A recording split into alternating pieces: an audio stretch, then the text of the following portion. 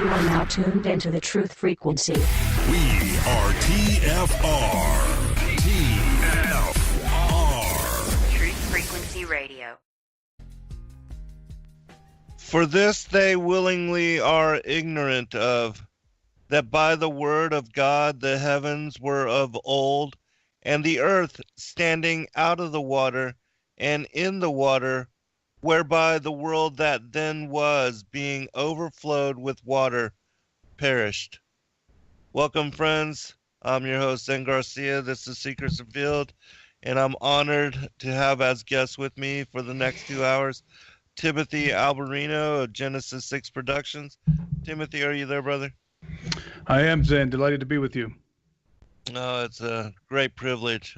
Thank you for making yourself open and willing, and looking forward to the discussion over the next 2 hours. But I did want to, and the reason why I read that particular passage is because of the premise of the Unholy See, the second in the documentary series that you and Steve Quell and others have been working on. And as I said in response to you when you sent me the link to it, I could only wish that the whole world would be able to watch this in the movie theaters, and what kind of a mind shift it would transform and cause in the public consciousness if people would just, actually go out there and watch it. It's a fantastic documentary, and it shows that there was a previous antediluvian age that was ruled over by these fallen ones, and that they were composing and constructing in megalithic fashion, which still remains unexplainable according to science as of today. And so if you would, can you speak about the documentary, where people can go to find it, and also how they can support you and your work and your various YouTube channels and etc. The film, The Unholy See, is the second episode, the second installment in our True Legends documentary film series. People can find the links to the various modes of our film on TrueLegendsTheSeries.com. They can buy the DVD, they can buy the Blu-ray, and also we offer unlimited streaming via Vimeo. So, and thank you for those kind words about the film. I think that there is a lot of misconceptions out there concerning what I refer to as the prehistoric past, meaning the antediluvian world. And I do believe that our film has helped to shed, at least to shed a little bit more light on the dynamics that were involved. Absolutely. And I know a lot of people, they deny and they believe that the entirety of the Genesis timeline, that it only comprises the last 6,000 years of modern history. But as I show, and as we quoted from Peter, it's clear that he speaks of a world that was then and is different than what is currently as far as the generations of the heaven and the earth. And so in my mind, also, when you look up in detail the Strong's Concordance, the references with Genesis 1:2, where it speaks the earth having become without form and void, that the Most High created the earth, as it says in Isaiah, to be inhabited, and also he created it perfect. And yet something led to it having become a deserted wasteland and an indistinguishable ruin, as it references in the Strong's Concordant definitions of those words, tohu wa vohu. And so it seems clear to me that there was this previous age, and that judgment was brought upon the fallen ones, and that they were here even before we were, as is most certainly elaborated on in detail in the premise, and also all the travel that you did in showing the Cyclopean megaliths from Malta and other places. So if you would, can you speak about your travels, and I know that had just to be an incredible experience for you in going to those sites and being witness directly in their presence. Well, we wanted to visit some of the most monumental sites where megaliths can be found, at least in the places that are safe to travel in at this point in time. A lot of the most amazing places, such as Baalbek and Lebanon, are at this point too close to the activity of ISIS to go to. But we went to South America. We went to the island of Malta. We went to the island of Sardinia. We went to Rome, to the Vatican, and we explored some of the most dynamic megaliths in those regions, and we found that there is a very distinct correlation between all of the megaliths. You mentioned the term Cyclopean, the Cyclopean masonry, which is a word that comes to us from the Greeks, from the ancient Greeks, who actually credited the Cyclops, the mythical Cyclops giant, with the construction of what they refer to as Cyclopean edifices, which are edifices constructed with stones without the use of mortar, very large stones in most cases. So we wanted to go to get an up close perspective on what we believe are the ruins of the world before the flood of Noah, because the world before the flood of Noah is so misunderstood. As I said earlier, there are a lot of misconceptions concerning that time in the biblical context, in the sense that a lot of people, and myself included, have been inundated with the notion, have been inculcated with the notion that the world before the flood of Noah was a time of simpletons on the earth, was a time where basically it just looked like a primitive world in which men were beginning to do bad things that made God angry, and so angry, in fact, that he sent a deluge and destroyed all life on the planet, when in fact the reality, the intricacies of what was taking place during that epoch of time are almost inconceivable, and are absolutely not only relevant, but are the key to unlocking. It provides us with the keys to unlocking much of the prophetic context of the Bible concerning what is coming in the future. So we knew that we had to not just talk about giants, not just talk about fallen angels, but go and document the only evidence that remains on the earth that we can actually have access to, that we can get to from the pre-flood world, and that is the Cyclopean edifices, the ruins of the Cyclopean edifices. As much as archaeologists, conventional archaeologists and scientists would like to, and historians would like to negate the flood of Noah, there's absolutely overwhelming evidence. There's a, pun intended, a deluge of evidence concerning the flood of Noah. I mean, it happened, and it didn't just happen in a local, regional sense. It happened on a global scale.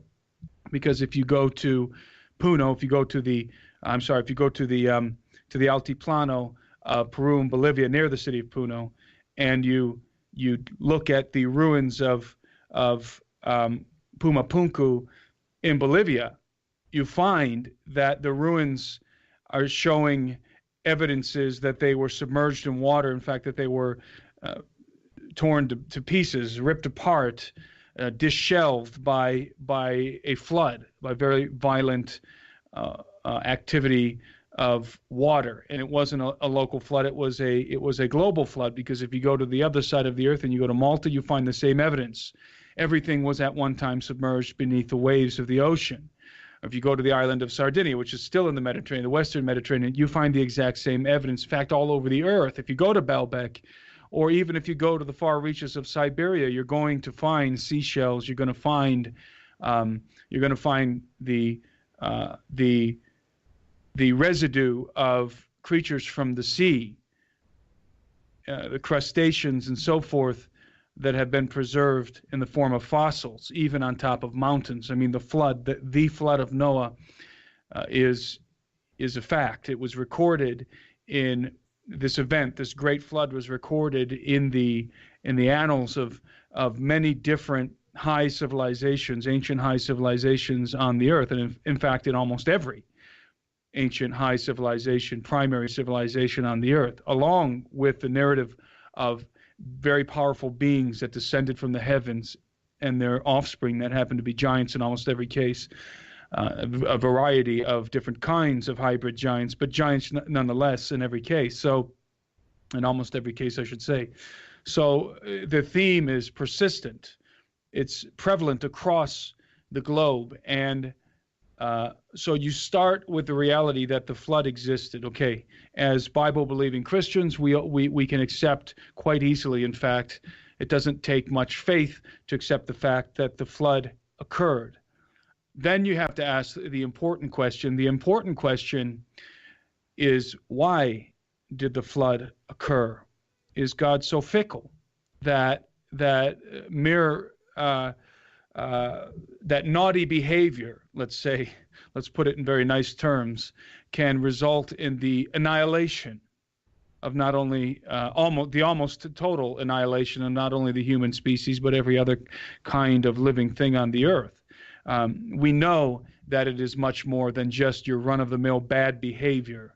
We know that there was something very unique happening in the pre-flood world that caused God to reset, to reinitiate life on the planet. And in fact, it was not only an act of judgment, it was an act of logic on God's part that he would reset the genomes of the creatures that he had created, that he had made, because there were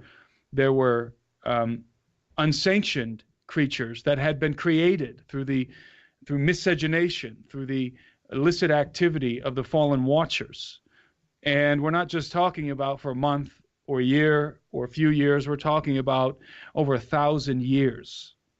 Over 1,000 years of the history of this planet was a time when the angels were involved in miscegenation, which is the mixing of the genomes of different kinds of creatures, and which was strictly forbidden by God. Each kind was to reproduce after its kind.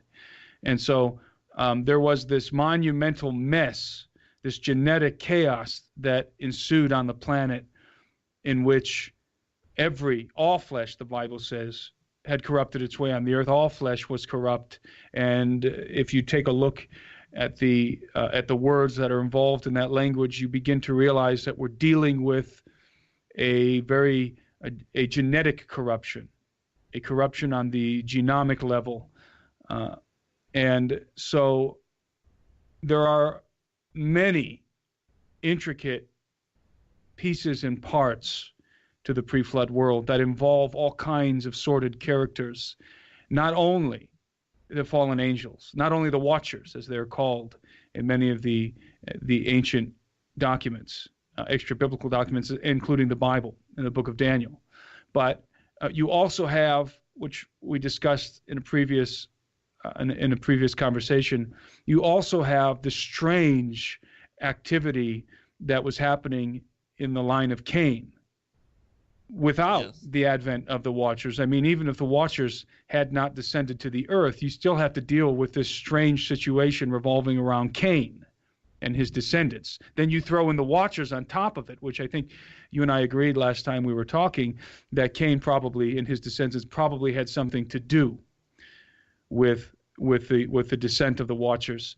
And then you add in Enoch, who is called the scribe of righteousness, into the mix of all of this, and his dealings with not only the watchers and the giants, but also with the hosts of heaven that were still loyal to the Father and the Father himself. And you have what you have is an epic. You have a story, a legend, if you will, that happens to be true, that is far more interesting, fascinating than any other story that we could possibly concoct with our own imagination. So it really is a fascinating topic, and what's really exciting, Zen, is that the evidence that this really happened, that what I just laid out is in fact, a scientific fact. The evidence is there. It still exists, not only in the form of the megaliths, but in some other ways as well. Yes, that is the most amazing aspect of all of the mythology, and the way that it unites with the biblical narrative is that it most certainly is true. And the strange esoteric aspects of what the Bible speaks about with regard to the fallen angels, the fallen watchers, the Nakash, these dragon-like entities, and the presence of them, and the giants, the children born of the watchers, all of that, and the way that it all ties together with what we see in the archaeological, anthropological record, and the mythologies that most people thought were just childhood fantasy or fairy tale. It all is coming to light and is being affirmed with individuals like yourself, documentaries which you have been producing all over the world, the mythologies and the archaeological evidence, these megalithic, even ancient cities being found at the bottoms of the oceans at a time when humanity was supposedly less than hunter and gatherers and was not yet even declared to be on the scene as far as in modern form. And yet we have these ancient megalithic sites with huge temple complexes built all over the world in similar pyramidal fashion, and science has no explanation for it, which leads me to, I wanted to have you comment on the name of America and how it ties to the land of the feathered serpent, in which we see the ancient pagan religions worldwide, how they all revered the feathered serpent. And this all is, in my opinion, also connected to Genesis 3, the beguilement of Eve, and as you said, the strange nature of the line of Cain, which also ties together with the New World Order, the elites, the fascination, the worship of Lucifer as this also feathered serpent dragon-like entity. The name America seems to have its roots, according, by the way, to Manly P. Hall, who was another occultist, but Manly P. Hall, who was one of the most renowned philosophers of the Masons of the Masonic order, of the various Masonic orders, believed that the word America derives from the pre-Columbian natives of Central and South America. We know that both in Central America and South America, the term Amaru, especially in Peru, I know that for a fact because it's still this way today in the Quechua language. Amaru means serpent or dragon, and Ka, Ca, Amaru Ka, means the land. Ka means the land of. So you have Amaru Ka, meaning the land of the serpent or the land of the dragon, and specifically there's an indication that it's referencing the feathered serpent. So the term Amaru Ka, which was a term that the natives used, again, both in Central and South America to describe the Americas, was in general to describe the Americas, was a word that meant land of the plumed serpent or land of the feathered serpent, or perhaps even just land of the serpent. We know also that the natives, the indigenous peoples of both South America, of Central America, and also the natives of North America, all had this very mystical perception of the serpent and the feathered serpent. And the serpent and serpentine entities play into their myths and legend quite often.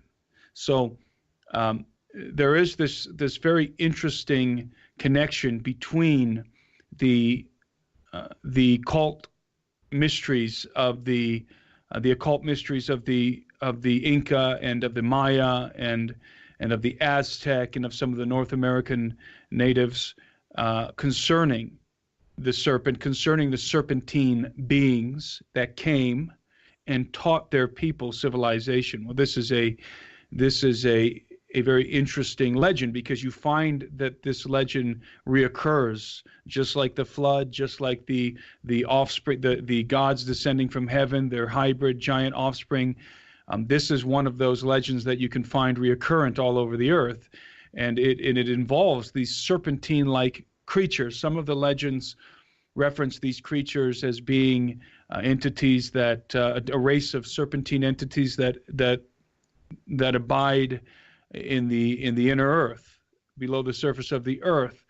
Other legends talk about these entities coming through portals, showing up through what we might call stargates. Other legends talk about these entities coming from over the sea on boats or rafts, or descending from the heavens. So you have this feathered serpent creature showing up all over the place, especially in the Americas.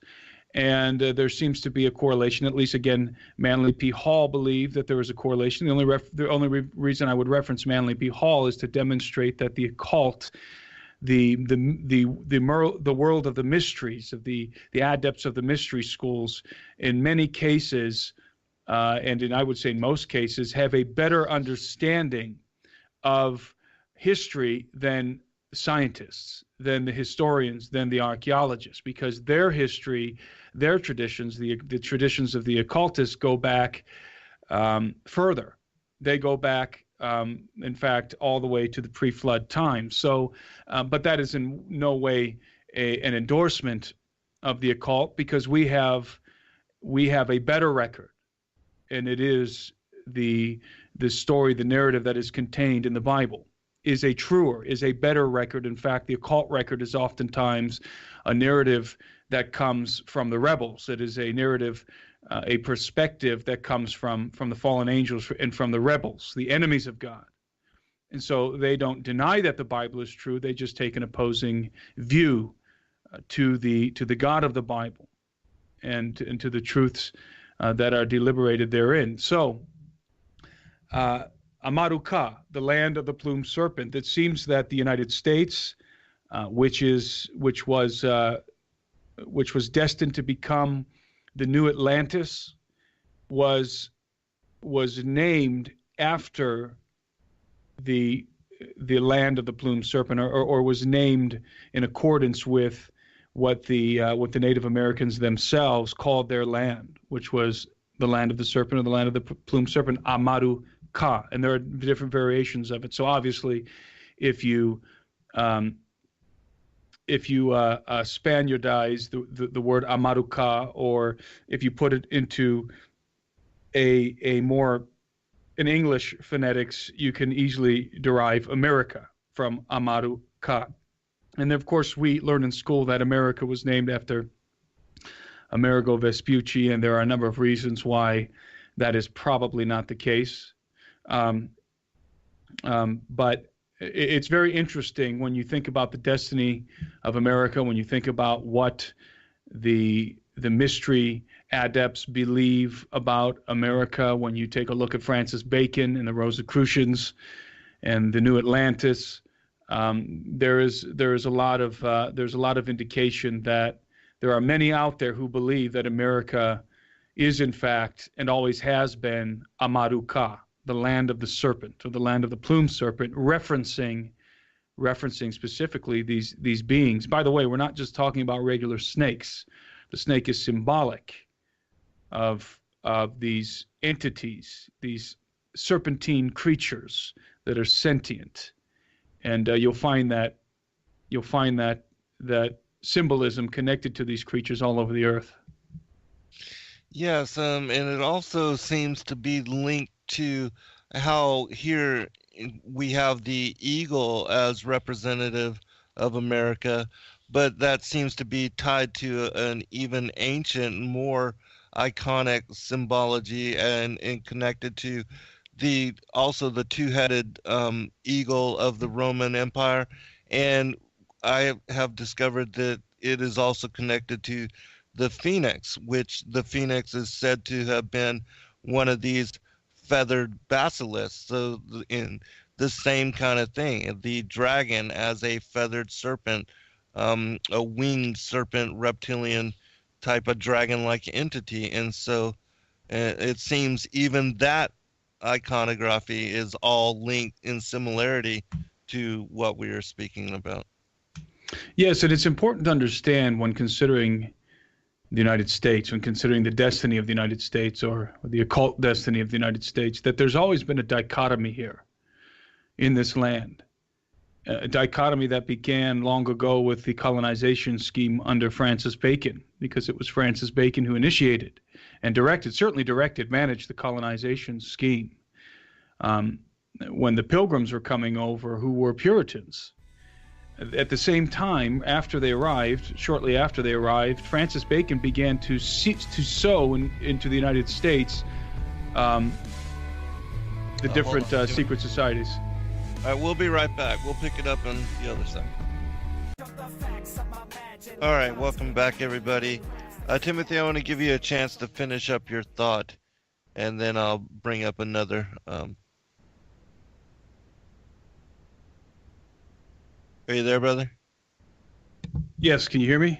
Yep. Mm-hmm. Okay. Yeah, I was talking about the dichotomy that exists in the United States, that has existed from the beginning, because when the United States began to be colonized, of course, William Bradford came over on the Mayflower with the Puritans. They were Bible-believing Christians. They rejected the Church of both Rome and the Church of England. They read the Geneva Bible, and they came over for religious freedom, to be able to worship God in the tradition of the apostles. But at the same exact time, or shortly thereafter, Francis Bacon, who was in charge of the colonization scheme in England at the time, began to very purposely send over to this land Rosicrucians, Masons, Kabbalists, mystics, to seed them into the birth of the colonies.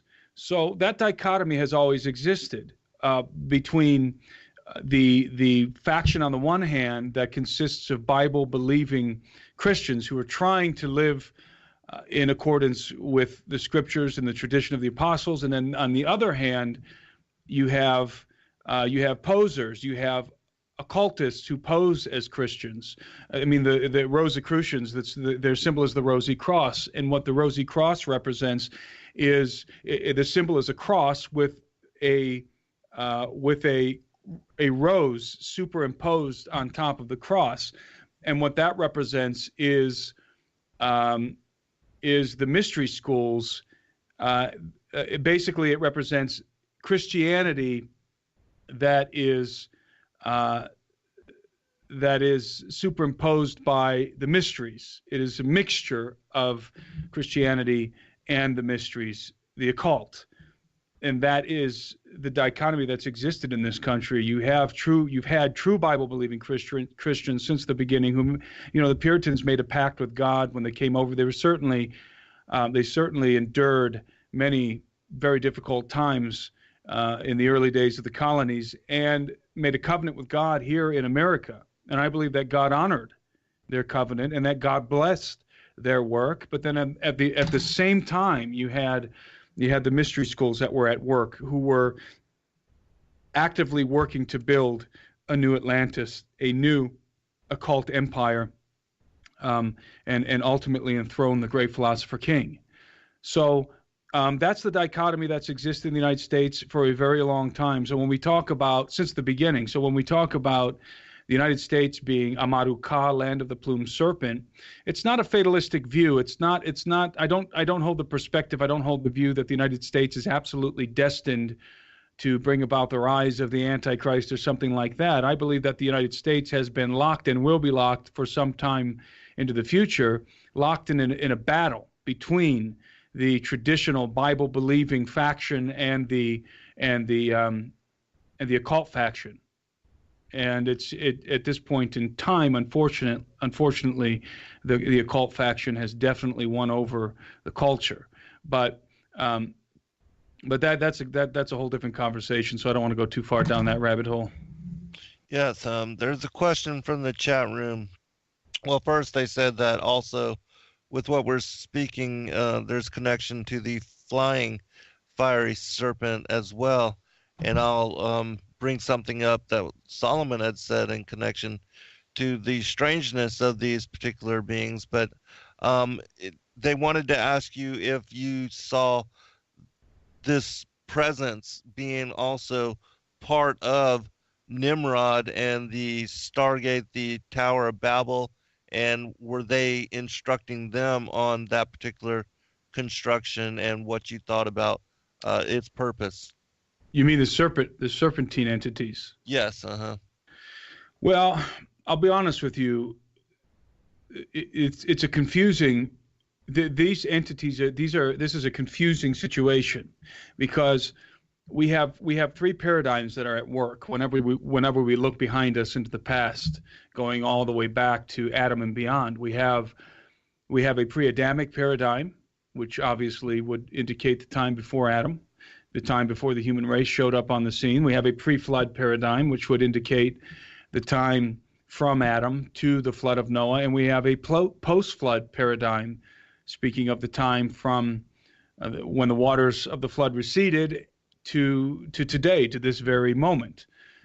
So when looking back, it's hard to place some of the different entities that we encounter in the Bible, that we encounter in some of the extra biblical texts, that we encounter in ufology, that we encounter in abduction scenarios, even today. It's very difficult to place some of these creatures. It is in some ways easy to place, for example, the giants. We know that the giants specifically had their origin in the advent of the Watchers, when the Watchers descended from heaven and copulated with human women and were involved in the miscegenation of life on the earth. That's where the giants came from. There's no doubt. That was their origin. Their primal origin was from the Watchers. They were more of the Watchers than they were of the human women, according to the Book of Enoch. Nonetheless, they were hybrids, and we know that many of their spirits still wander the earth today as unclean spirits. Those are the possessing spirits, the spirits that Jesus casted out with a word on numerous occasions in the New Testament. Okay, so we can file the giants away. We know where they come from. We know where their origin and where they have their origin. I think in that category we can also probably categorize the cyclopes, the fawns and the satyrs and the centaurs and the minotaurs and those kinds of creatures that come to us from Greek mythology, not only Greek mythology, Mesopotamian mythology as well. We can probably take those creatures that are part of the Mesopotamian and Greek mythology and file them away also into the advent of the Watchers and the miscegenation. So that takes care, in my mind, of a large swath of mythical creatures. But even after you've done that, even after you settled that in your mind, you still have to deal with these serpentine entities, right? Yes. Where do they come from? And they seem to have their origins, from what I can tell. And this is I lean in this direction. Let's just put it that way. That these entities, these draconian creatures, whatever you want to call them, they're known by different names, seem to me to have their origin in the world before Adam, in the pre-Adamic paradigm. Yes. They might have been here before Adam. They might be the residue of a time before the human race. We encounter one of them in the garden, at least. Now, whether that was the devil himself, or whether maybe perhaps the devil is of this kind of thing. Maybe he's the chief. Maybe he is their father. Maybe he seeded this particular kind of draconian race on the earth, and perhaps in other places as well. But one thing that I find very interesting about these entities is that many times, I would say, in many circumstances throughout the legends and myths of many cultures, you find these entities associated with the underworld, with the empire that exists under our feet, so to speak, the hollow earth, if you will. And certainly even in modern times, and anybody who's familiar with Nazi lore will be familiar with the Vril Society, will be familiar with the Vril Ya, the book by Edward Bulwer Lytton, called The Coming Race, which describes this race of draconian serpentine entities that live in the bowels of the earth. And it's called the coming race because the occult world prophesies a time in which they will emerge from the bowels of the earth to govern the earth, to basically to take over the kingdoms of men and to rule over the kingdoms of men. And of course, we have the Nakash, I believe they're called the Naga race in India, this serpentine race of entities that lives beneath the ground. So I don't know exactly where they have their origins. Again, I suspect that their origins are that their origins are in the pre-Adamic paradigm, in the pre-Adamic world. However, these entities are also associated with, very heavily associated with abductions, flying saucers, and so forth. So we know, of course, those who are familiar with the DUMBs, the deep underground military bases, might be familiar with the story of Phil Schneider, who seemed to encounter something like these creatures under the ground, in the very deep reaches of the subterranean world. So we have this strange situation going on where there are these serpentine creatures that seem to be inhabiting the planet with us.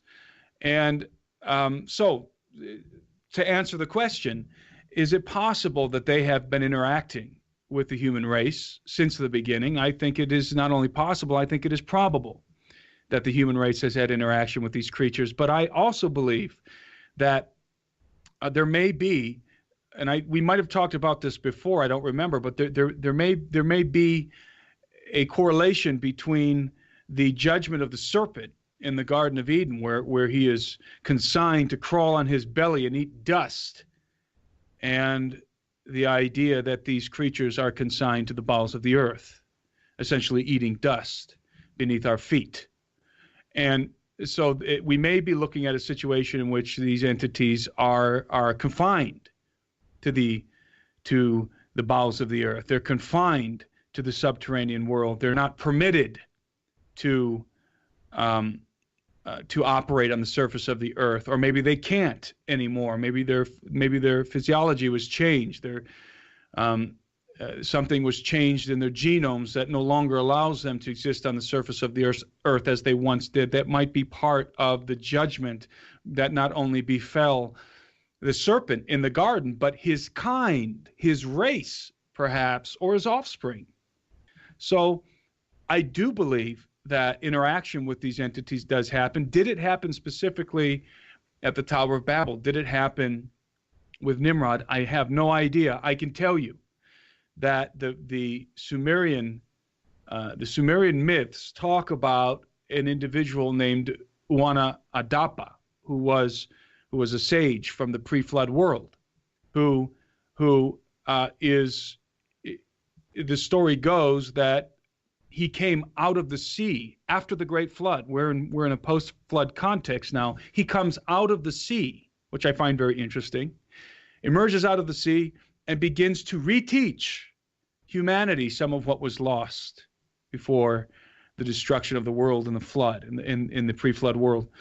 And so he was, by the way, depicted as a half-man, half-fish creature. But we know that that in many cases, in myth and legend, that the descriptions of these beings is their physical descriptions are designed to encode information, esoteric information. So when they say that this was a half-fish, half-man creature, it might not have been a half-fish, half-man creature, but that physical description is giving us encrypted information. In other words, this entity came teaching some of the lost knowledge from before the flood, when the world was covered in water. And remember that that only the life on the land was destroyed. I think it is very probable that much of the sea life remained during the flood. So, and by the way, in the book The Coming Race by Edward Bulwer Lytton, the Vril-Ya, this serpentine race that this guy encounters, it's a long story. He ends up under the earth in the subterranean world, and he encounters this race that call themselves the Vril-Ya, that are highly advanced creatures. They kind of look like tall gray aliens. If anyone out there is familiar with the ufology and the tall grays that people encounter in abduction scenarios, they kind of look like that, but they can fly and they communicate telepathically. Well, this race, this advanced race that lives in the bowels of the earth, they claim to be survivors from the world before the flood. So the question is, are there exiles from Atlantis, as they call them, the exiles of as I call them, the exiles of Atlantis? Are there survivors, hybrid survivors that came from the illicit activity, the miscegenation of the fallen angels? And I think that the answer is yes. And the reason why I believe the answer is yes is precisely because of Uwana Adapa, precisely because of the all of this mythology concerning these creatures that seem to have persisted on the earth, even going back as far as the time before Adam. And I apologize for the long-winded answer to that very good question. No, that was we need that kind of elucidation. People are seeking to get that kind of guidance and direction, and so no, we appreciate you taking the time to go into detail on these kind of answers. And I fully agree with you on so many points that you brought up. And I'm actually working on a trilogy called The Great Contest, which begins with the war in heaven, because as I've discovered, Enoch in Second Enoch, in chapter 29 and 30, it pinpoints the day that the rebel angels are cast out of the heavens as being on the second day.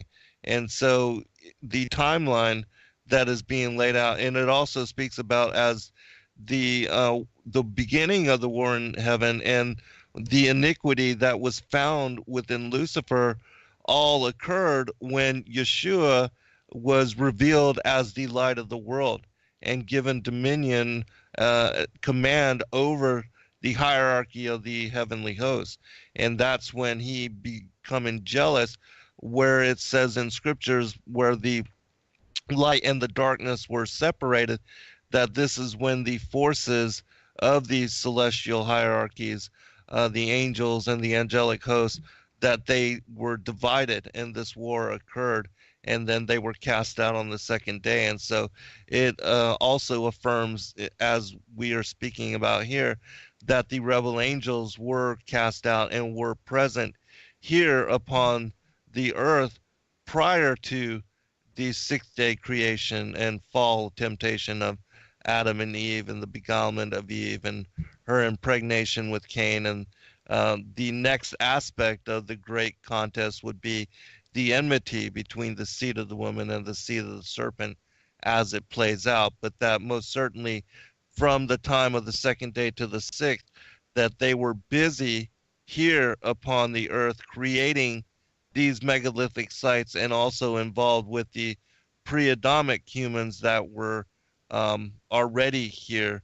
And it speaks about them trying to, in the Anunnaki and the Sumerian mythology, it speaks about them trying to create and to manipulate that particular pre-Adamic human in the best way they could in order to create a slave labor force, a menial.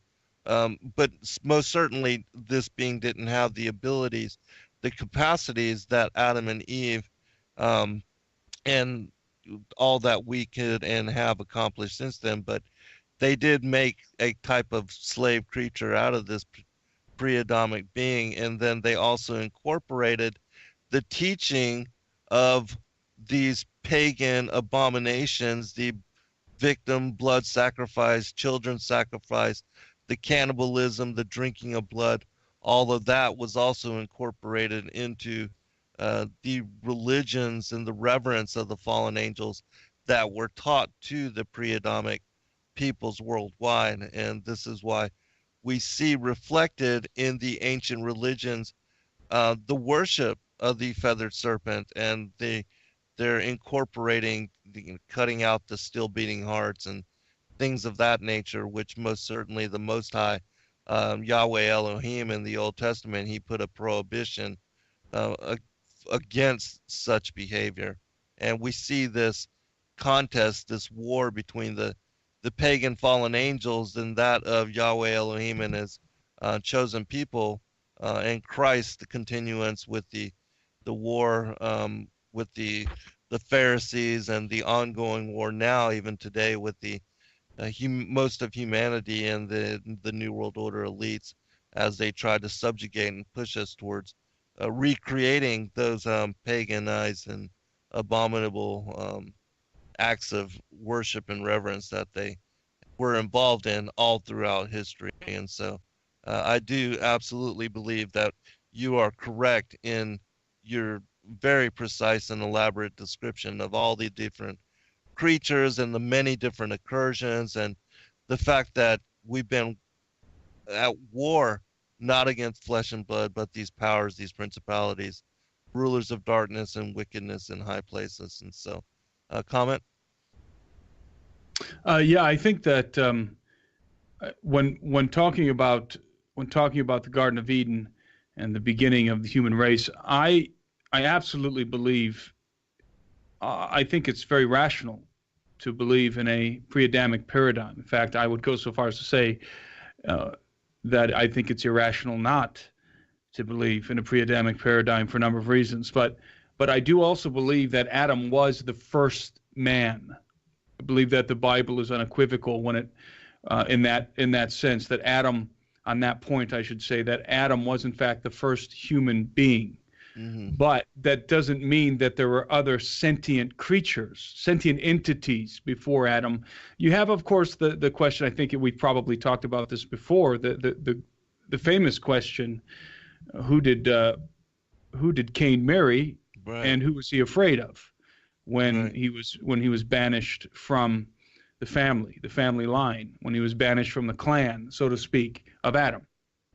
And this is a simple answer: is that he was afraid of Adam's sons, and that he married one of Adam's daughters. Well, he might have married one of Adam's daughters, okay, but I don't believe that he could have been afraid. He would have been afraid of Adam's sons, especially since he was banished mm-hmm, to a different land where Adam and his sons were not. They were not. They were simply he was sent away from the Adam's family, and so. He was obviously afraid of something that we might encounter in the place he was being banished to. So that automatically raises a flag in my mind, and I have to ask the question: were there other sentient creatures on the earth that were inhabiting the world outside of the garden?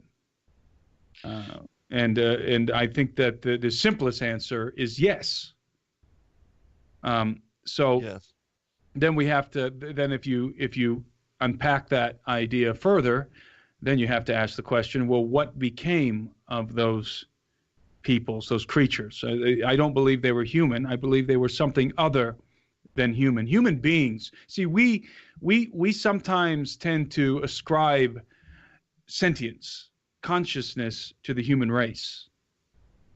Certainly Darwinian science ascribes consciousness, sentience to the human race, and singularly to the human race, when in fact that is that's a fallacious, it's an erroneous perspective. We ought to understand, reading the Bible even at a very basic level, that conscious beings existed long before the human race was created. So this idea of consciousness, this idea of sentience, let's take it further. The idea of civilization and language and tools and building and everything that is associated with civilization did not originate with us. Right. And it's kind of an arrogant position for us to assume that all things sentient started with us, and maybe, or maybe started with God and then us, or maybe God and then some angels and then us. I think that there was civilization and technology and knowledge around long before the human race, and so we have to break ourselves out of that very restrictive humanistic paradigm in which we cannot imagine a world, sans the human race, without us in it, which is again, it's a very arrogant perspective that many people have without even realizing it.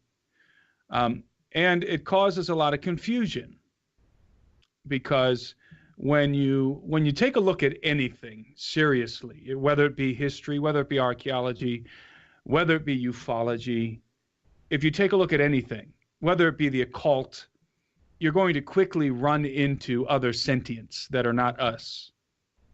And in a very real way, I mean, things that are building cities and, impressive cyclopean walls and towers and so forth.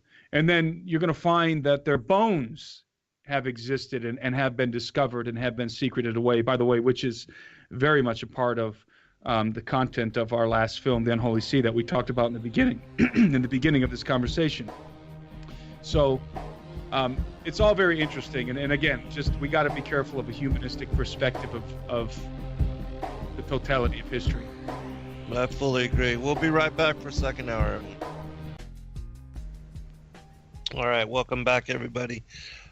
There's a couple things that I wanted to ask you about, Timothy, and that's some of the, because of course these megalithic sites and the way that they are aligned to various star constellations, that in my opinion also shows a high degree of intelligence. And being able to pull off aligning on the ground these megalithic sites with the various, like the solstices and the equinoxes, and also these different star constellations, that in my mind most certainly shows that the people that put these structures into place had a high degree of technology, capability, and knowledge of the heavens, which hunter and gatherers, pre-Adamite humans would not be able to have such knowledge, especially back then when, science claims that we were just only involved in at the very meager ends of starting to develop technological abilities and capacities. And so I wanted to ask you about the Grand Canyon alignment, and if you had seen just recently, somebody showed how there's structures in the Grand Canyon called even like Isis's temple, different Egyptian temple names, and they seem to align with the Belt of Orion. And the individuals that have made these discoveries are speculating as to whether there are indeed ancient temple sites in the Grand Canyon that are related to these particular alignments. Well, We were actually in the Grand Canyon, near the Grand Canyon recently. We were actually in the desert Southwest in the Four Corners region with our Gen 6 Productions team, and we met Tom Horn and his team down there. We were filming for episode 3 of our True Legend series, which is in post-production. And we were actually talking about the fact that many of these monuments in Monument Valley and in the Valley of the Gods and the general southwestern area of the United States, especially the Four Corners region, how a lot of these monuments down there have Egyptian names and do seem to be aligned with the stars, with certain constellations. Certainly, even the Anasazi Indians, who Tom Horn has done a lot of investigation into the Anasazi Indians, And that's actually part of the third episode in our series. We're dealing with the Anasazi Indians, and Tom Horn is in the film. So even the Anasazi Indians had aligned their villages with the stars, with the heavens. And so being able to align your village or a certain kind of a construction, a temple, with the stars requires a very high degree of mathematical precision.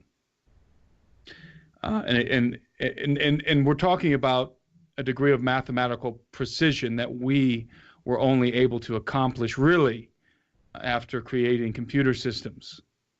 In fact, it took us creating computer systems to be able to discover the alignment of a lot of these different ancient locations. And you have two things happening. You have on a more superficial level, you have civilizations such as perhaps the Anasazi that are definitely obviously post-flood, that are discovering the remnants of older constructions which were already aligned with the heavens. And these latecomers would then build on top of these, in many cases, pre-flood constructions. So that's a dynamic that happens all over the earth.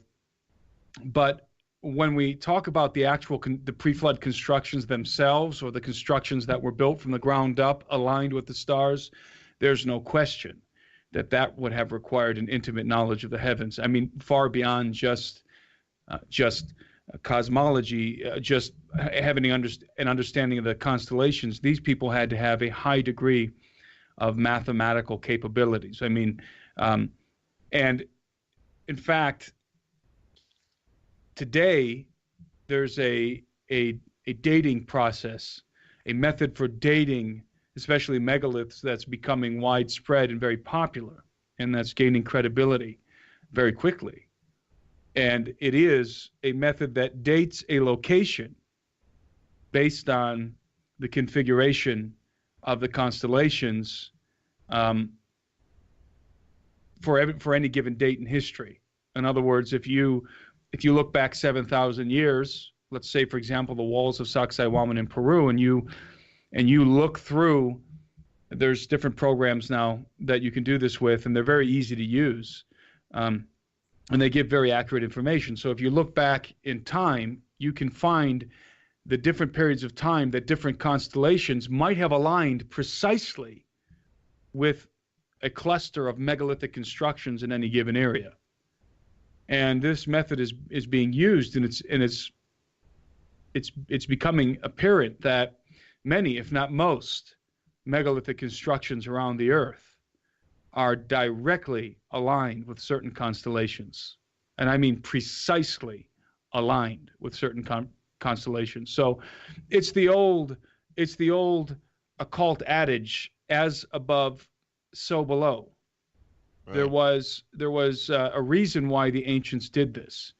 And it wasn't just symbolic. There was a very real connection that could be established between the earth and the heavens, a very real physical and as well as metaphysical connection, in which properties of the physical world could be altered or accessed. You might call them extra dimensions or what have you. But we're dealing with, actually, when we talk about metaphysics, when we talk about what people glibly call the spiritual world, what you're really dealing with is a very, very deep level of material science. Because when you go as deep as you possibly can into the scientific exploration of the material world, and you get to the subatomic level and beyond, the distinction, the difference between the physical and the metaphysical becomes obscure. Essentially, you transition directly from the material into the immaterial, from the physical into the spiritual, so to speak. Definitely from the physical into the metaphysical. So there's something, the alignment with the stars, again, was not simply because they worship the constellation of Orion. Therefore, they aligned the pyramids on the Giza plateau, directly beneath the belt of Orion. That's not why they did it. They did it for a very practical reason that had to do with extremely advanced scientific and metaphysical properties. In other words, they were getting something very practical out of the alignment.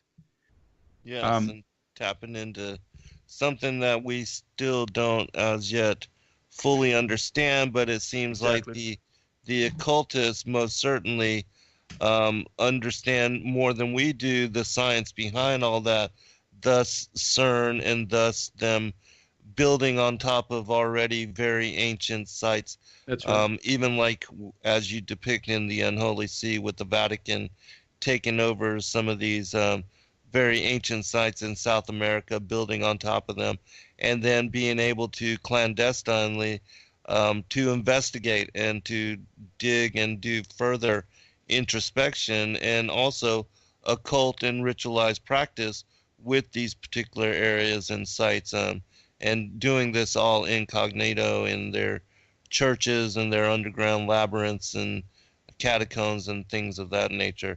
That's precisely right. In Yeah, fact, let me say, Zen, that that narrative of the Catholic Church, the cover-up of the Catholic Church, where the Catholic Church has absolutely taken control of very specific areas on the earth, having to do with megaliths, having to do with underground facilities and so forth, ancient underground facilities and occult power and so forth. It's unquestionable that the Church of Rome has done just that, has occupied those areas. In the episode 3, the one that's under production right now, the one that we're currently working on, we actually, and this is a probably not supposed to give this much information away yet, but here's a teaser for the next episode. We are in Sardinia, on the island of Sardinia, which is part of the province, which is a province of Italy, and it's off the western coast of Rome, and it's an island below Corsica, and on the island of Sardinia, we interviewed multiple individuals, who participated themselves, first-hand witnesses. They uncovered with their own hands, they dug up the bones of giants. Not only giants, in some cases we're dealing with cyclops beings, cyclops giants, and they dug them up with their own hands, but they didn't dig them up of their own because they were out looking for the bones of giants. They dug them up because they were hired by the municipality of Sardinia specifically to dig those bones up, the bones of giants, and because they knew they were there. And where do you think the bones went? In every case, I'm talking every case that we have from Sardinia, or at least in almost every case, where they're unearthing the bones of giants. And when I say the bones of giants, we're not talking about NBA basketball players. We're talking about 9 to 15-foot giants. Where do you think the bones went? Immediately, literally from the ground to the interior of a church. That's exactly the procession. The bones came up out of the earth and went into the church, the nearest church. And the entire operation was overseen by priests. And the bones of giants literally would vanish the next day. I mean, they would unearth all of these bones, these skulls that are 3, 4, 5 times the size of ours, right? Carrying them between 2 people, very carefully, so as not to destroy them. They were very interested in preserving these bones, not just destroying them, mind you, preserving them, bringing them directly from the ground into the chapel, into the Catholic Church. The nearest Catholic Church, and very interestingly, in many cases, there's the Catholic Church already there, boom, right there on the site, because of what we just said, that the many times Catholic Church, even little chapels, are often located right on top of the bones of giants or underground caverns or megalithic constructions and places of occult power. And so, I mean, in the first episode, we're kind of alluding to that. I mean, in the second, yeah, actually, in the first episode, we allude to it. In the second episode, we come out and tell you that the Vatican hasn't been involved in this cover-up, and we prove it with historic documents, actually, in the first episode. Then we go to the Vatican in the second episode.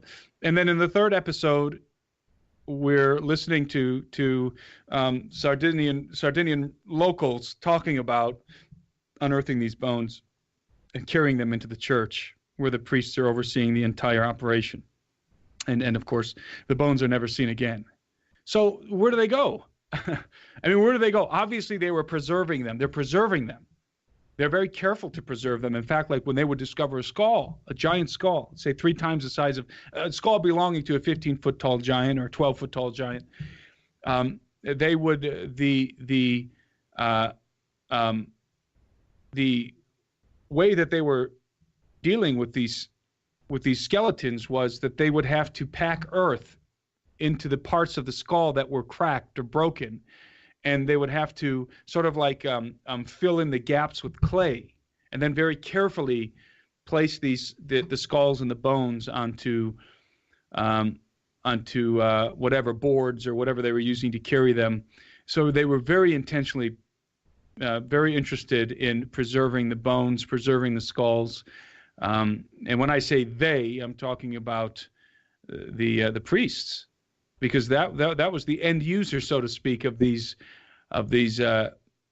remains of giants.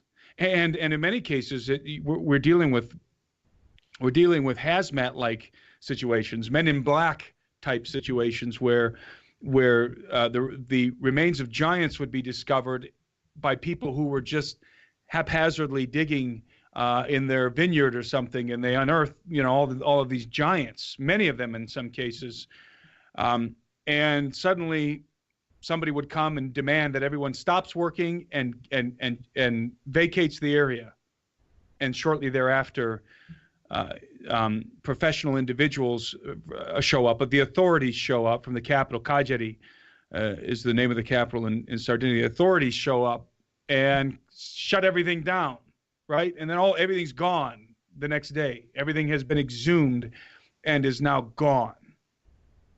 So the question is, what in the world are they doing with these bones? And if they just wanted to hide them, they could simply dynamite them, right? Pile them, collect them. And in some cases, they did collect them in piles and burn them. We know from both the historical accounts and the more contemporary accounts in Sardinia. They did, in fact, and the reason why they did that was because there were so many of them. That's why they would burn them. There were just so many of them that they would just pile them up and burn them, and then they would take whatever was left and throw them to the back of a truck that would come, and it would take the remains away. But in many cases, these things were being preserved very carefully. And we're talking mummies too. We're not just talking skeletons. We're talking mummies. By the way, these giants are wearing necklaces and bracelets. These giants are wearing garments.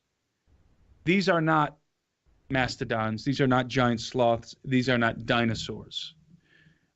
These are the remains of humanoid creatures that not only were wearing, in some cases, jewelry and had gold coins and so forth, but were also surrounded by artifacts that were of gigantic proportion.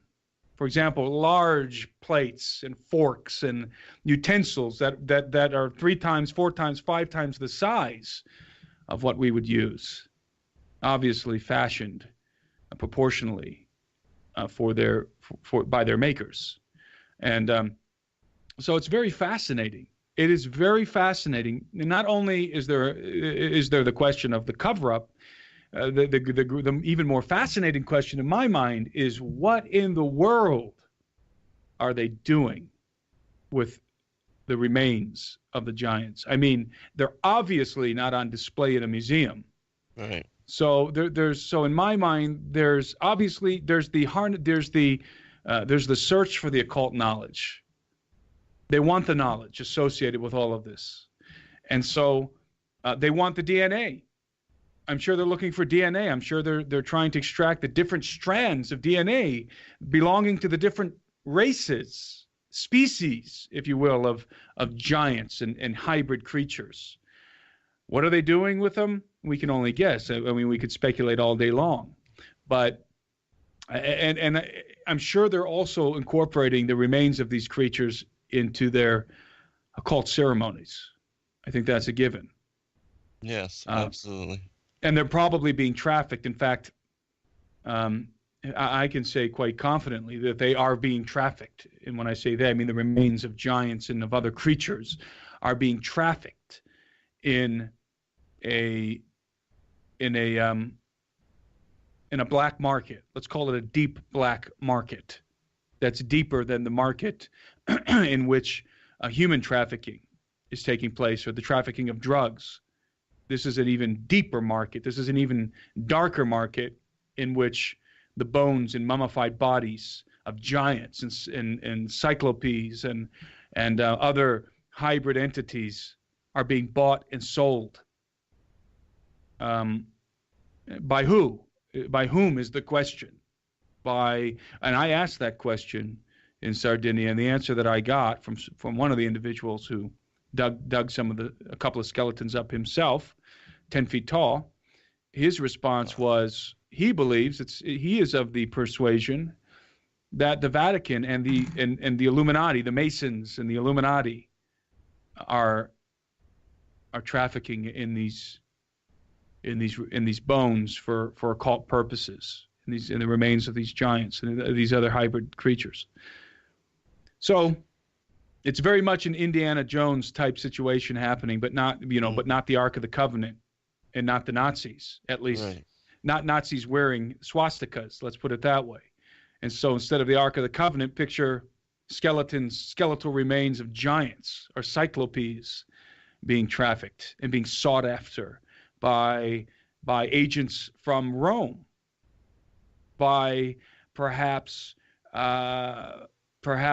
intelligence agencies, by perhaps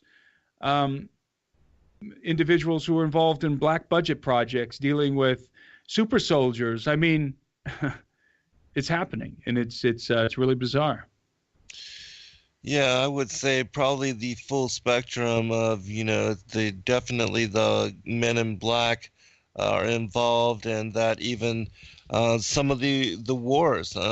There's speculation that the focus on Afghanistan and Iraq with the recent wars and the expansion of the war of terror and on terrorism in the Middle East, that is to gain access to some of these countries where they have these archaeological and megalithic sites, and that even when the invasion first occurred, immediately the museums, the places that have all of these archaeological discoveries and finds that in many times not even yet cataloged, all of that ended up disappearing. And there was many cry out to have these places protected, but I think that those that did give the green light to invade these areas, that they also wanted access, and so maybe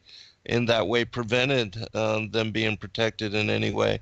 And they went in and took what they wanted. And that certainly the elites are trading in not only these kind of archaeological, but even ancient texts, like in the Dead Sea Scrolls, when they were discovered, there was two entire Aramaic copies of the Book of Enoch, which were discovered and we don't have access to, but which were affirmed as being part of the discovery, and other aspects. And we get the fragments, and yet they get the full manuscripts. And so that kind of thing is also involved in going on. And then, the whole Vatican archives and the many hundreds and thousands, who knows how many texts and ancient books over the full history of humanity, going back who knows how far,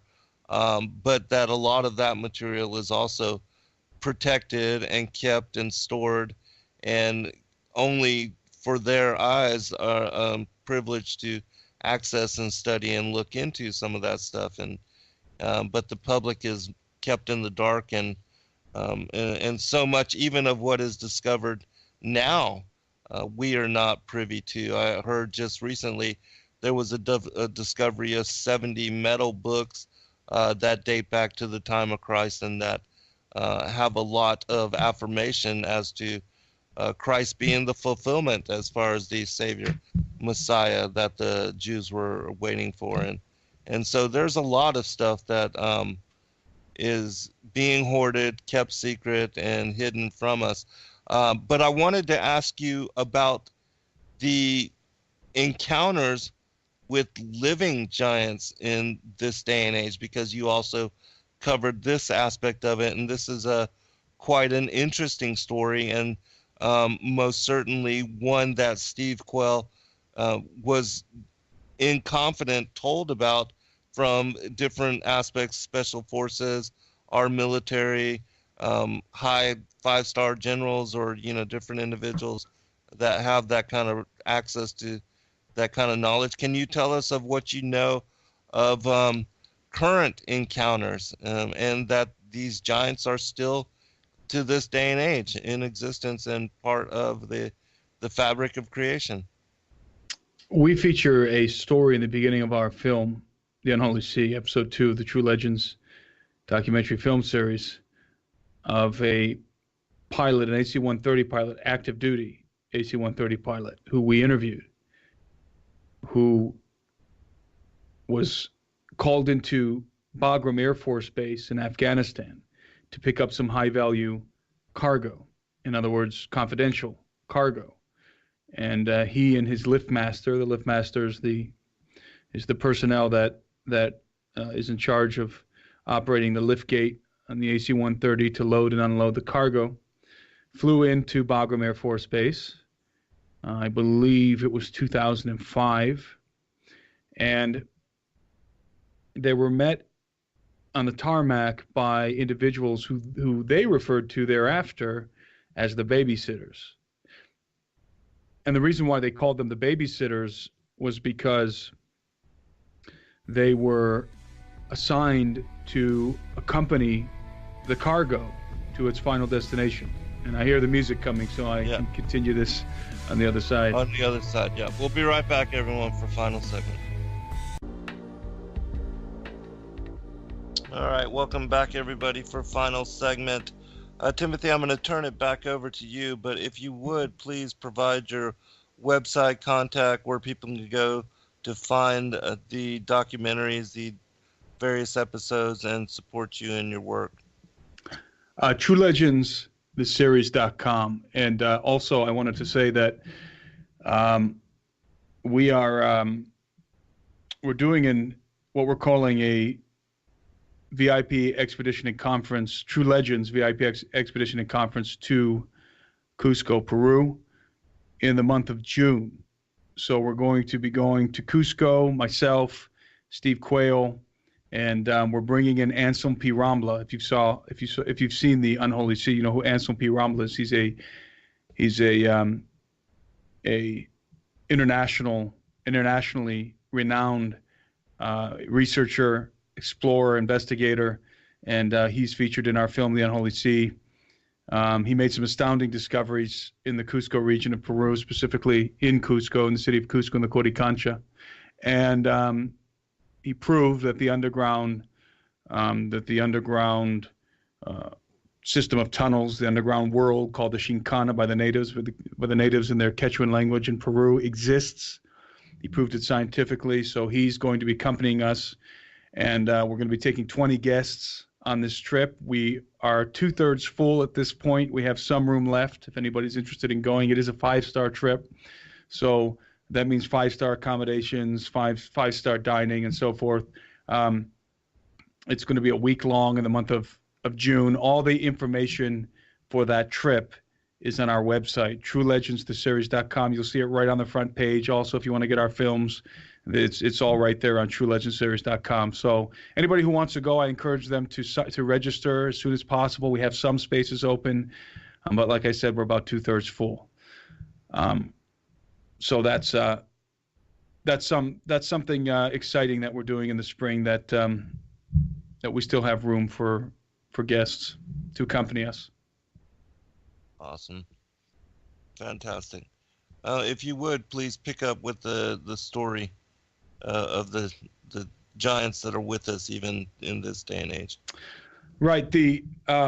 So I was talking about the Bagram Air Force, the Bagram military base in Afghanistan, and the pilot that flew in to pick up some high-value cargo. Well, I said he was met at the airport on the runway by what he refers to as the babysitters, because they were assigned to accompany the cargo to its final destination. They were high-ranking military officers, possibly involved in intelligence. I don't know, but the cargo was, long story short, the cargo was the body of a giant. It was a 10 to 12 foot giant. He wasn't exactly sure if it was 10 or 12. It was somewhere in that range, but he knows exactly how much it weighed. It weighed over 1,000 pounds, because they had to weigh the cargo before they put it on the AC-130. Actually, it weighed 1,100 pounds. So if you subtract the extemporaneous weight, the cables and the tarp and so forth, the guy was 1,000 pounds, and very solid. He's very muscular, very solid. He was pale in color, and he had very, very large hands and feet. Obviously, they were the pilot and some of the other military personnel that were around the body of the giant when he landed to pick it up were putting their boots up against the foot of the giant and comparing their feet with his, and this was a very, very large person. And he described it as being, in his words, it was a creature that seemed to have a supernatural origin, because it was so thick and muscular and strange, bizarre, that it seemed to him that it was more than just, it had more than just physical prowess. It had some kind of supernatural connection. And this guy had no idea about anything to do with Genesis 6 or giants or Steve Quayle or anything like that. He had never heard of anything like this. And so he referred to it as a big guy. That's what they called it, a big guy. And 1,000 pound, even if it's a 10-foot tall giant, 1,000 pounds, that's a big guy. So they picked the body up, and it was covered in a tarp, partially covered in a tarp. Its head was kind of sticking out. Its hands were sticking out. Its feet were wrapped in a canvas-like fabric. And the giant was loaded onto the AC-130, and they flew it to Qatar. That's where they had to fly. They flew to Qatar and unloaded it in Qatar. And he doesn't know for certain, but he heard that it was taken to the United States from Qatar to I just lost it. The Air Force Base in Dayton, Ohio. I can't remember the name of it. Oh, Wright-Patterson, to Wright-Patterson Air Force Base. So he was told by some of the Marines at the Bagram Air Force Base, when he picked up the cargo, when he picked up the body of the giant, he was told that the word is that the giant was killed in a cave in Afghanistan, somewhere in the region, certainly in Afghanistan, but somewhere in the Bagram region, that of course they were looking for the Taliban at the time, and the Taliban were often held up in caves.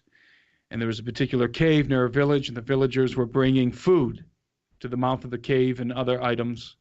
And so the Marines thought that they were aiding and abetting the Taliban, who were held up in the cave. So they went in to try and find the Taliban in the cave, killed the Taliban in the cave, and instead they encountered this 10 to 12 foot tall, 1,000 pound giant. They told our pilot that they had heard, this is all hearsay, the giant came, the testimony of the pilot is firsthand in terms of the dead body of the giant that he transported. But the circumstances of the giant's death was all hearsay. So they told him that the giant was killed the first team, that the first military squadron that engaged with it, and then another team was sent in having full knowledge of the situation that were able to take the giant down, and then they had a helicopter pick it up and drop it off at Bagram. So this individual, by the way, I know him. I met him here in our studio. He showed me his credentials. He is an active duty pilot. And he is his story has been corroborated by other sources. So the issue of live giants is a good question, because the obvious question associated with live giants is if giants exist, why don't we encounter them? Well, it's kind of like the Bigfoot.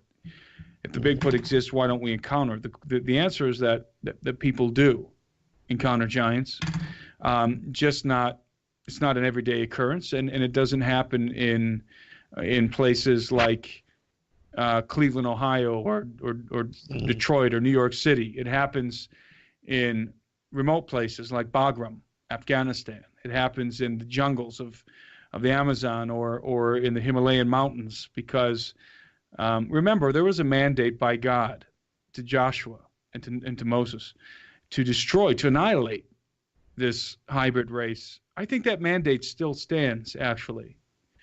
And I think that throughout history, the human race has been encountering and destroying these hybrids. I think that they're under the impulse of a divine mandate, for one, and also because the giants are not nice guys. These are cannibalistic, man-eating savages in many cases. The post-flood giants, the pre-flood giants, all indications are that they were very advanced, kind of a different breed.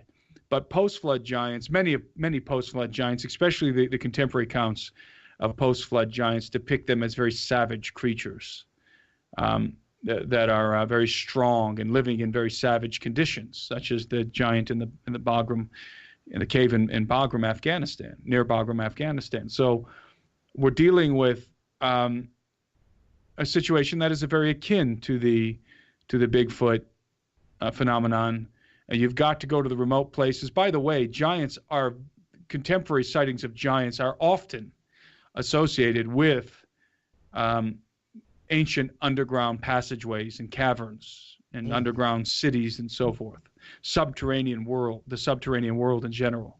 I also find it interesting that we have these very savage, man-eating, flesh-eating giants that have been probably cut off from civilization, cut off from other giants, maybe, living in very primitive conditions, and therefore they're very primitive, savage creatures. But then we also have stories. If we go into into some of the stories that come to us from ufology, we also have instances in which we're encountering giants ostensibly in abduction scenarios and piloting UFOs and associated with UFO craft. So they don't necessarily have to be savage. There may be a race that is still advanced, still using technology associated with maybe some of these other entities we mentioned before, the draconian serpentine entities. So in a contemporary sense, some of these claims from ufology, some of these abduction claims and so forth, where people have seen giants in underground bases, for example, may in fact be true, or at least there may be truth to them. So I don't have any doubt that there are giants still on the earth. And it seems to me that the post-flood race of giants, it varies. There's different kinds, a variety of different kinds of giants. Again, We've got even the Cyclops, the Cyclopes, the one-eyed giants, all the way to giants that are only 8 feet tall and 9 feet tall. But then also we got 15-foot tall giants that have been reported and that whose bones have certainly been exhumed. So, and in recent times, we're talking, for example, in the island of Sardinia, bones of giants having been exhumed, mummified bodies of giants wearing clothes. So we're dealing with post-flood giants exhumed in the last 20 years, in the last 15 years. So I couldn't tell you where these entities are. I can tell you that, as I said before, the remote places of the earth is most likely where the remnants of this race exist, because of the inherent conflict that they would have with modern man in any scenario. I mean, and again, we have to remember that there was a divine mandate from God given to Joshua to annihilate that race. So hopefully that answers your question to some degree.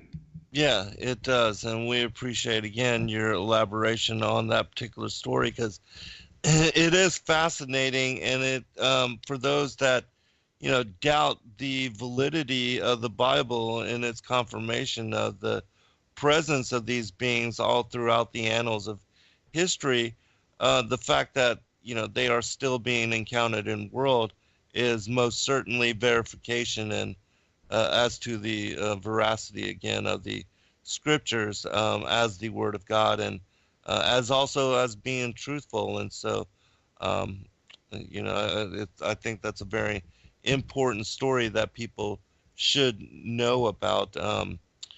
But I wanted to ask you also about the mythologies, because that's one of the very unique aspects of the work that Steve Quayle has done in writing the books that he has written about the giants and the fallen angels, and that's the mythologies and his relationships with the different Native American indigenous peoples worldwide, in bringing their stories to print, and also in paralleling all of the various accounts worldwide of the stories in connection with these particular entities.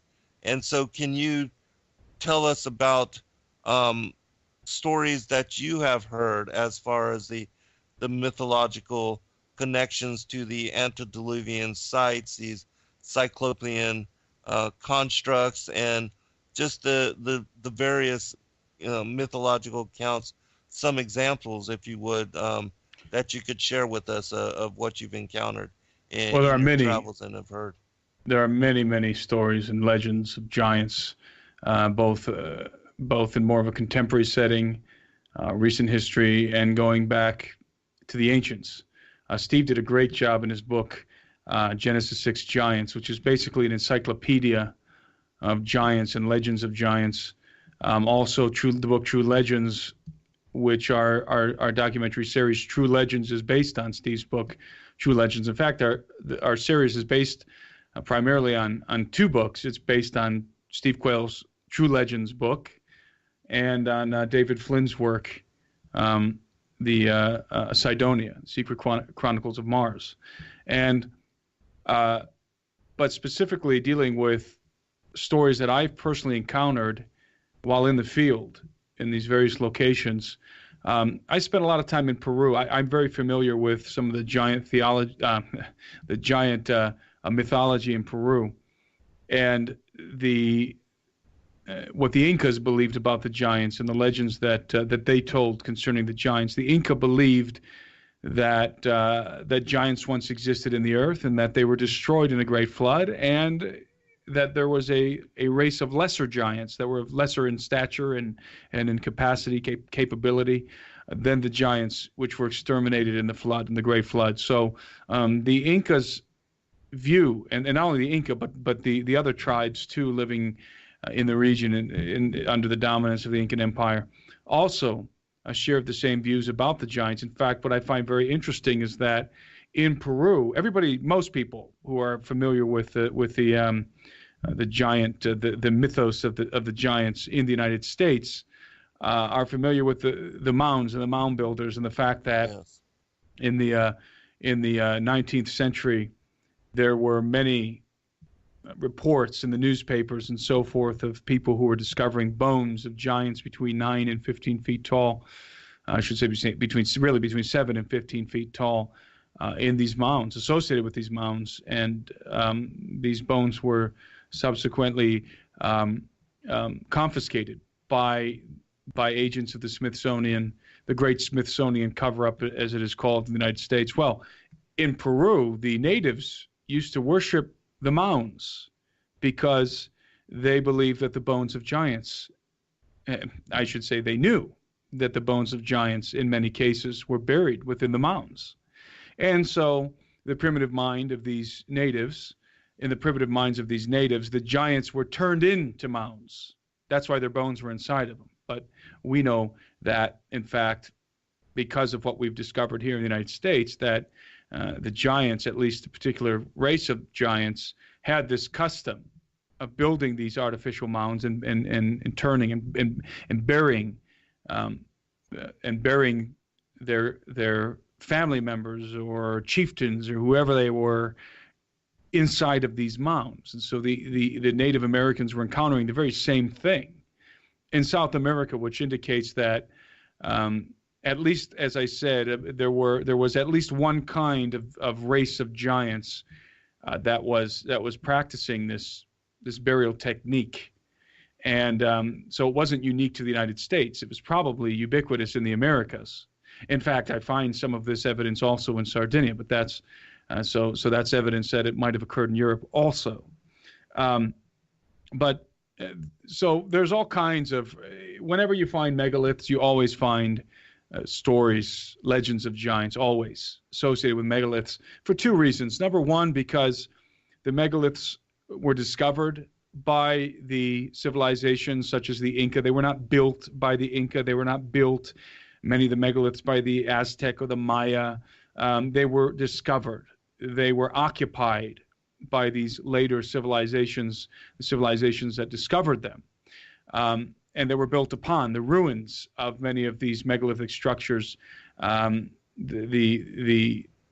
civilizations that discovered them would actually build their temples and so forth right on top of the megalithic foundation. So, but they attributed the building to giants in many cases. And again, in the simple minds of native peoples, they couldn't imagine how anything but giants could have built, for example, the walls at Ollantaytambo or the edifices at Pumapunku.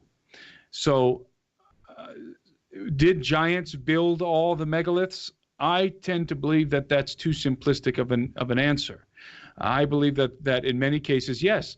And in fact, this brings me to an interesting point, which I know we're running out of time, but there's an interesting anecdote that I came across, and frankly, in David Flynn's work concerning Cain and giants.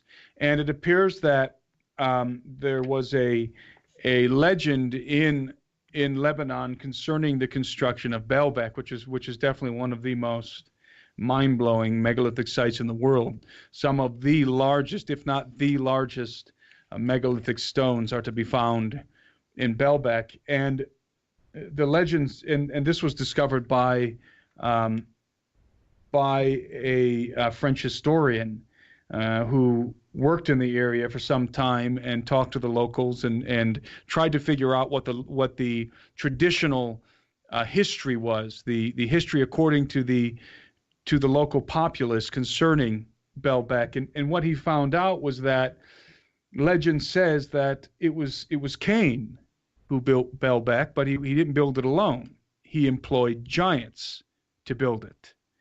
And I find that interesting because they go on to tell him that was obviously in the pre-flood context, but then in the post-flood context, when Baalbek was destroyed in the flood, Nimrod rebuilt it with the help of post-flood giants. Mm-hmm. So that's a very interesting story that ties those two dynamics together. So here you have Cain, on one hand, employing giants to build the original foundations of Baalbek, and then you have Nimrod resurrecting the ruins of Baalbek with the help of post-flood giants. So certainly, I believe giants were involved in the building of the temples, of the megalithic sites. Now, and this sort of unlocks a mystery. This unlocks some confusion, I think, that I certainly have had, and that many people have had who've gone to these megalithic sites or who watch documentaries such as our films that feature these sites. And that is this. The mystery is this, that sometimes you encounter these megalithic sites, sometimes, that appear to have been built by giants, but when you get inside of them, you can't imagine giants actually moving around or passing through the doorways. And you wonder, why would giants build these megalithic edifices, but then make the doors so small, so that if they were 8 feet tall, they would have to squat down and bend down to pass beneath them? I mean, you and I wouldn't build a house with a doorway that wasn't large enough for us to comfortably pass through it. And that always bothered me. But the answer, I think, is here.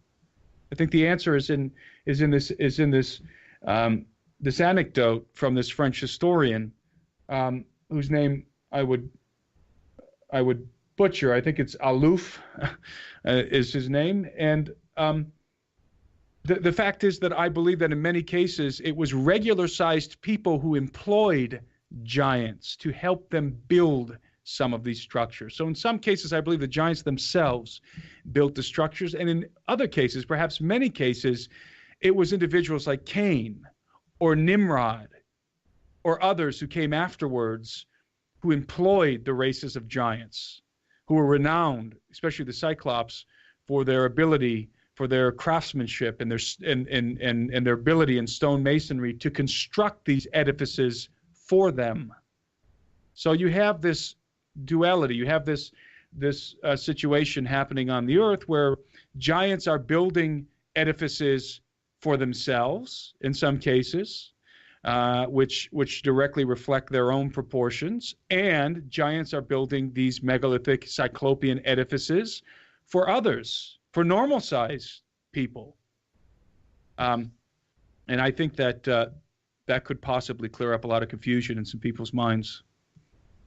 Well, it's an absolutely fascinating subject, and we most certainly appreciate your insight into all of these subjects. And you've been helped a lot of people come to the truth on a lot of these issues. When do you foresee the third? You say it's in post-production now? It will be it's slated for episode 3, which doesn't have a name yet. It's untitled at this time. Is slated for release in the spring. We're actually working under a tight deadline right now. So unless we run into some major problems, it will be released in the spring, probably in April. And again, Tom Horn is involved in our series now on the ground level. We have some very exciting content dealing with Tom Horn and Steve Quayle, myself, in the desert Southwest, but then also the finds that we made in Sardinia. Thank you again, Brother Timothy. We will pray for your protection and that of your crew and all of the endeavors and all of your work. You are now tuned into the truth frequency. We are TFR. Truth Frequency Radio.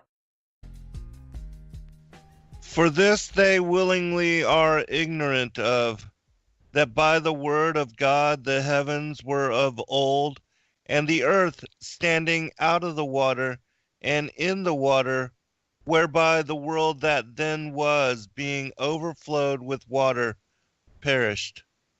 Welcome, friends. I'm your host, Zen Garcia. This is Secrets Revealed, and I'm honored to have as guests with me for the next 2 hours Timothy Alberino of Genesis 6 Productions. Timothy, are you there, brother? I am, Zen. Delighted to be with you. It's a great privilege.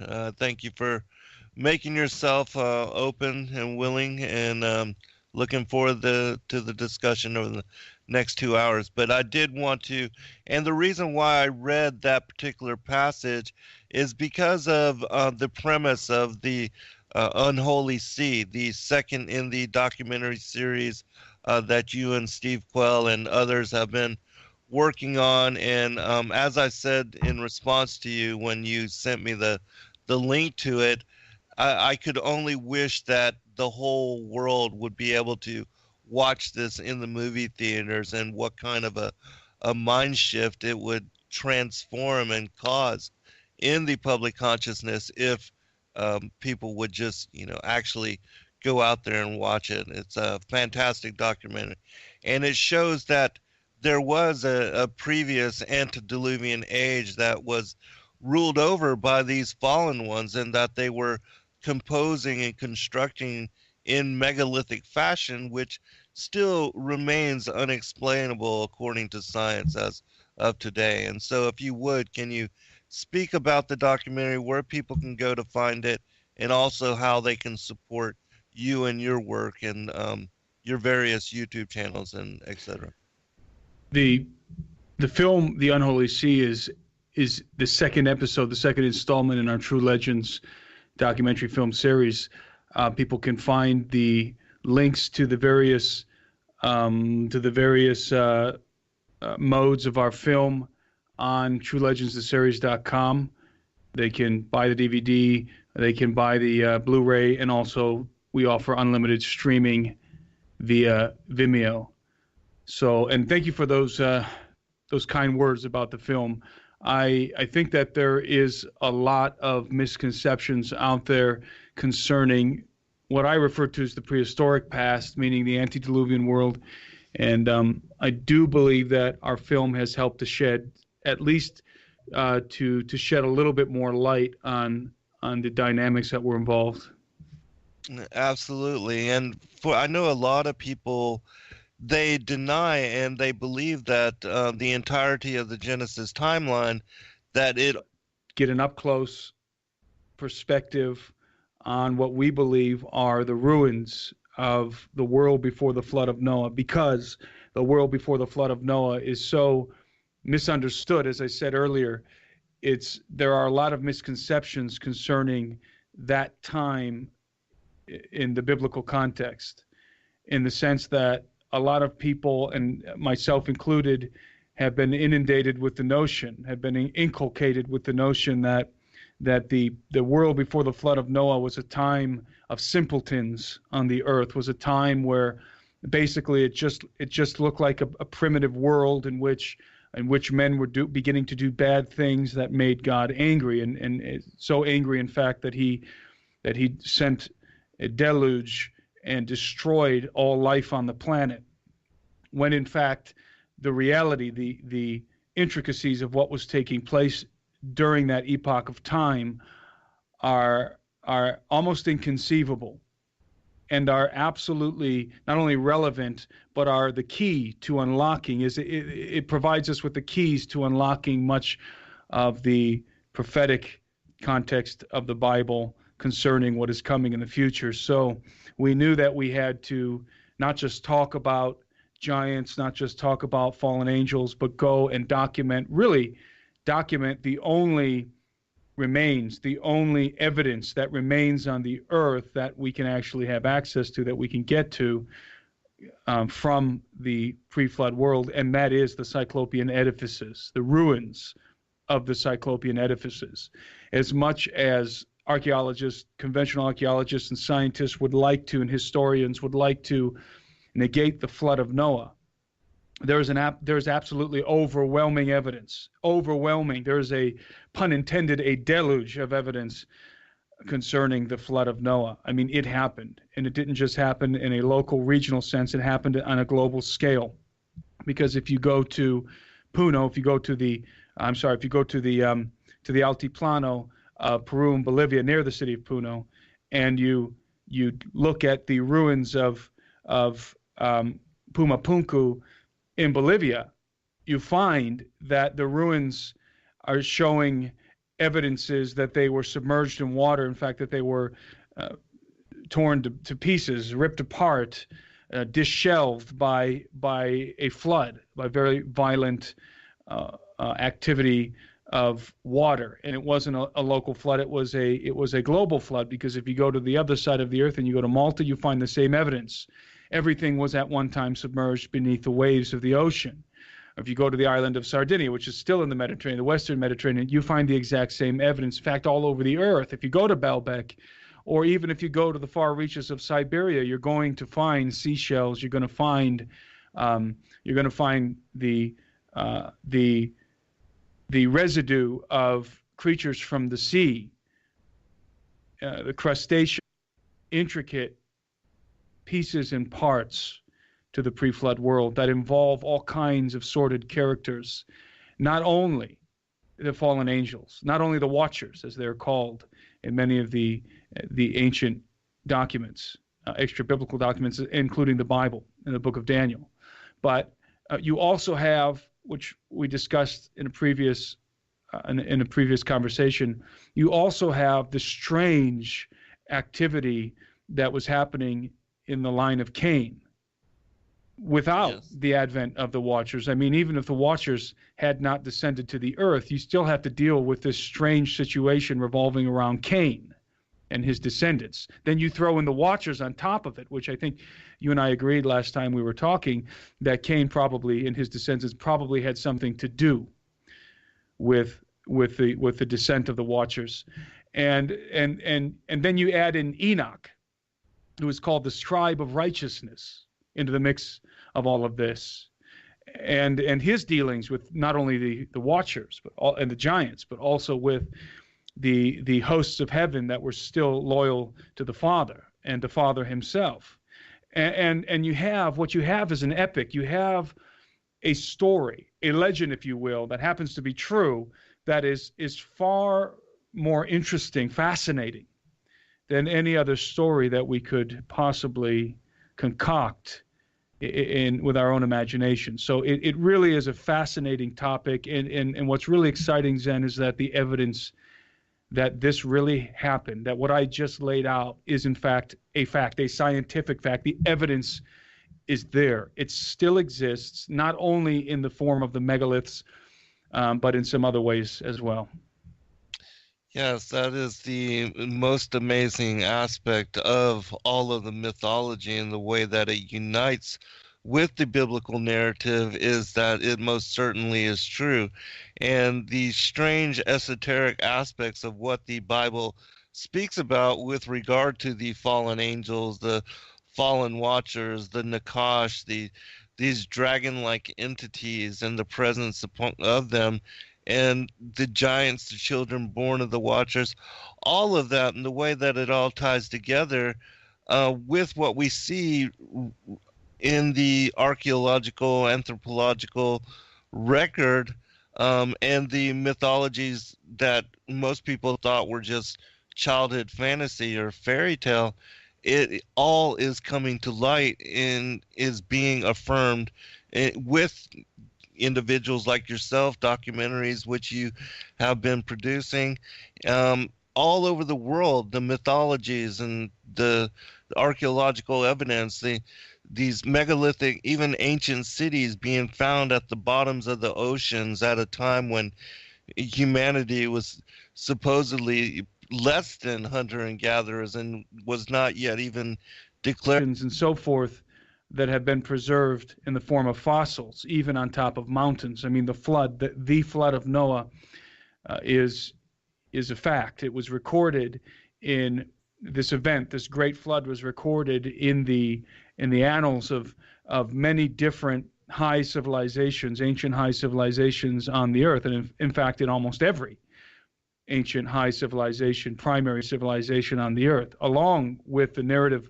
of very powerful beings that descended from the heavens and their offspring that happened to be giants in almost every case, a variety of different kinds of hybrid giants, but giants nonetheless in every case. So, in almost every case, I should say. So the theme is persistent. It's prevalent across the globe, and So you start with the reality that the flood existed. Okay, as Bible-believing Christians, we can accept quite easily. In fact, it doesn't take much faith to accept the fact that the flood occurred. Then you have to ask the important question. The important question is, why did the flood occur? Is God so fickle that naughty behavior, let's put it in very nice terms, can result in the annihilation of not only almost total annihilation of not only the human species but every other kind of living thing on the earth? We know that it is much more than just your run-of-the-mill bad behavior. We know that there was something very unique happening in the pre-flood world that caused God to reset, to reinitiate life on the planet. And in fact, it was not only an act of judgment, it was an act of logic on God's part that he would reset the genomes of the creatures that he had created, that he had made, because there were unsanctioned creatures that had been created through miscegenation, through the illicit activity of the fallen watchers. And we're not just talking about for a month or a year or a few years. We're talking about over 1,000 years. Over 1,000 years of the history of this planet was a time when the angels were involved in miscegenation, which is the mixing of the genomes of different kinds of creatures, and which was strictly forbidden by God. Each kind was to reproduce after its kind. And so there was this monumental mess, this genetic chaos that ensued on the planet, in which all flesh, the Bible says, had corrupted its way on the earth. All flesh was corrupt. And if you take a look at the words that are involved in that language, you begin to realize that we're dealing with a genetic corruption, a corruption on the genomic level. And so there are many. Only comprises the last 6,000 years of modern history. But as I show, and as we quoted from Peter, it's clear that he speaks of a world that was then and is different than what is currently as far as the generations of the heaven and the earth. And so in my mind, also, when you look up in detail the Strong's Concordance, the references with Genesis 1:2, where it speaks the earth having become without form and void, that the Most High created the earth, as it says in Isaiah, to be inhabited, and also he created it perfect. And yet something led to it having become a deserted wasteland and an indistinguishable ruin, as it references in the Strong's Concordant definitions of those words, tohu wa vohu. And so it seems clear to me that there was this previous age, and that judgment was brought upon the fallen ones, and that they were here even before we were, as is most certainly elaborated on in detail in the premise, and also all the travel that you did in showing the Cyclopean megaliths from Malta and other places. So if you would, can you speak about your travels? And I know that had just to be an incredible experience for you in going to those sites and being witness directly in their presence. Well, we wanted to visit some of the most monumental sites where megaliths can be found, at least in the places that are safe to travel in at this point in time. A lot of the most amazing places, such as Baalbek and Lebanon, are at this point too close to the activity of ISIS to go to. But we went to South America. We went to the island of Malta. We went to the island of Sardinia. We went to Rome, to the Vatican, and we explored some of the most dynamic megaliths in those regions, and we found that there is a very distinct correlation between all of the megaliths. You mentioned the term Cyclopean, the Cyclopean masonry, which is a word that comes to us from the Greeks, from the ancient Greeks, who actually credited the Cyclops, the mythical Cyclops giant, with the construction of what they referred to as Cyclopean edifices, which are edifices constructed with stones without the use of mortar, very large stones in most cases. So we wanted to go to